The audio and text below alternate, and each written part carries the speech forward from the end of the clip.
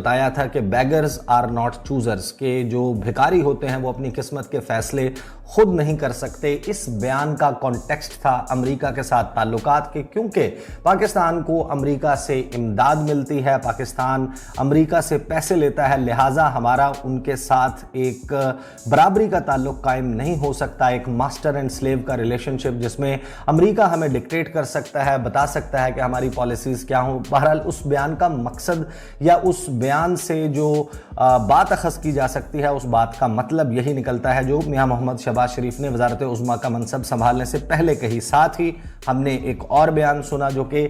مسلم league نواز کے دور میں سابق وزیر دفاع اور وزیر خواجہ محمد آصف کی طرف سے بیان دیا گیا کہ ہمیں جو وینٹیلیٹرز لگے ہوئے ہیں ہماری اکانومی کو، وہ امریکہ نے لگائے ہوئے ہیں۔ اگر امریکہ، آپ کو معلوم ہے کہ اگر وینٹیلیٹر کسی پیشنٹ کے اوپر سے اتار لیا جائے تو اس کی موت واقع ہو سکتی ہے، تو انہوں نے پاکستان کی جو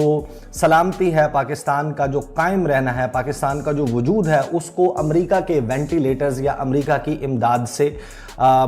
جو ہے وہ مشروط کیا۔ انہوں نے کہا کہ اس کے ساتھ کنڈیشنڈ ہے۔ اب ظاہر ہے کہ یہ ایک معاملہ ہے جس کے اوپر بہت زیادہ بحث ہوئی، بہت زیادہ پالیٹکس ہوئی، ایک انتہائی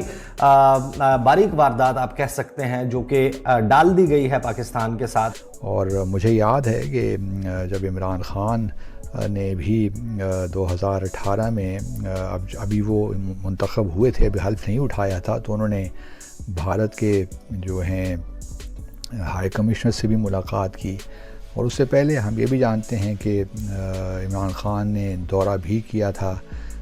وزیر بھارت کا، اور اس وقت بھی یہ 2016 کی بات ہے، تو اس وقت بھی وزیر اعظم مودی سے ملاقات ان کی ہوئی تھی۔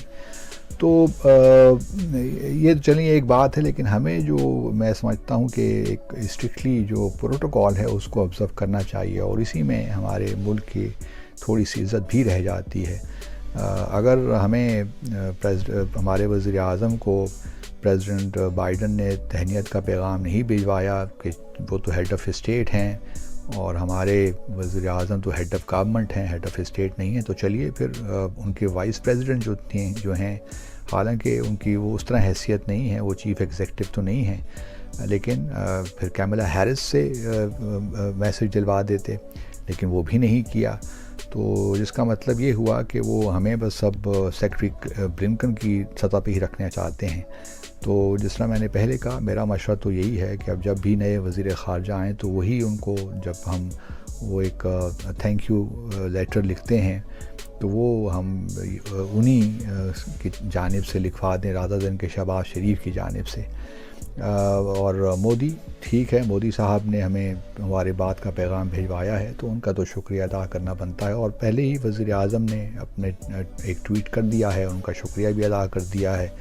اور مناسب طور پہ کشمیر کا ذکر بھی کر دیا ہے۔ ملاقاتیں ہوتی ہیں، ملاقاتوں کا لیول، اس میں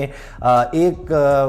ہیڈ آف اسٹیٹ جو ہے اس کے ساتھ کوئی لو لیول آفیشل کسی اور ملک کا آ کر ون آن ون ملاقات یا مذاکرات نہیں کر سکتا، لیکن پاکستان کے سین میں، پاکستان کے سینیریو میں کیا ہوا؟ آپ کو یاد ہوگا کہ ملاقات نہیں کی وینڈی شرمن کے ساتھ جو کہ نائب وزیر خارجہ ہیں، ان کو ساتھ ملاقات سے انکار کیا وزیر اعظم عمران خان نے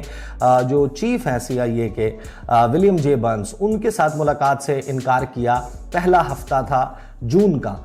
2021 کا۔ اسی طریقے سے امریکی انتظامیہ کی طرف سے یہ کہا گیا کہ ہم آپ کے وزیر اعظم کو ٹیلی فون کال کروا دیتے ہیں امریکی وزیر خارجہ اینٹنی بلنکن سے، اس سے بھی پاکستان نے معذرت کی، اور یہ تمام چیزیں ہیں جو میں اپنے چینل پر گزشتہ سال رپورٹ کر چکا ہوں۔ اب ہوا یہ کہ جب شہباز شریف جو ہیں انہوں نے، ان کا انتخاب ہوا، اس کے بعد انہوں نے جو ہے وہ حلف اٹھایا، گارڈ آف آنر لے لیا، اس کے بعد مختلف ممالک کی طرف سے تہنیتی پیغامات، مبارکباد کے پیغامات آنا شروع ہو گئے۔ آپ کو معلوم ہے کہ سب سے پہلے نریندر مودی نے ٹویٹر کے اوپر جا کر ان کو مبارکباد کا پیغام بھیجا۔ اسی طریقے سے مختلف ممالک ہیں ان کے پیغامات آ چکے، اور اسٹیٹس اسی طریقے سے آپریٹ کرتے ہیں کہ کسی ملک میں کس سیاسی جماعت کی حکومت ہے، اس بات سے ہٹ کر ممالک کے تعلق اسی طریقے سے چلتے ہیں۔ ہمیں معلوم ہے کہ چینی وزارت خارجہ، اس کی طرف سے ایک سوال کے جواب میں پہلے گفتگو کی گئی، پھر چین کے وزیر اعظم نے ٹیلی فون کیا۔ اسی طریقے سے جو ایران کے صدر ہیں، ہیلو ایوری ون،